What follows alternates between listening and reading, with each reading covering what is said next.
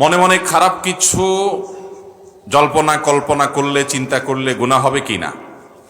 মনে মনে খারাপ কিছু চিন্তা করলে গুনাহ হবে কিনা দেখতে হবে। এই মনে মনে খারাপ চিন্তার ধরনটা কি?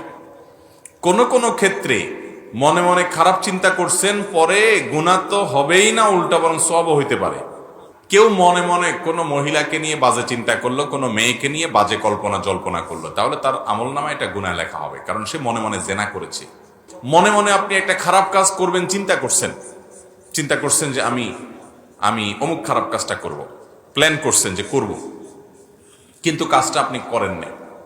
আপনি একজনকে মারবেন নিয়ত করছেন যে আমি তার উপরে আঘাত করব, এটা তার উপরে জুলুম হবে, গায়ের জোর আছে, এই জন্য তার সামান্য ভুলের কারণে তাকে আপনি মারবেন, প্ল্যান করেছেন। আপনি মদ পান করবেন, প্ল্যান করেছেন। আপনি যৌতুক নিবেন, নিয়ত করছেন। এরকম খারাপ কাজের নিয়ত করছেন, কিন্তু পরক্ষণে আল্লাহর ভয়ে যদি সেই কাজটা থেকে ফিরে আসেন, না আমি করব না, তাহলে এই ফিরে আসার কারণে আল্লাহ তাআলা আপনাকে গুনাহ তো দিবেনই না, বরং আপনি খারাপ কাজ করার চিন্তা করে আবার ফিরে আসছেন, সেজন্য আপনাকে আল্লাহ তাআলা সওয়াব দিবেন।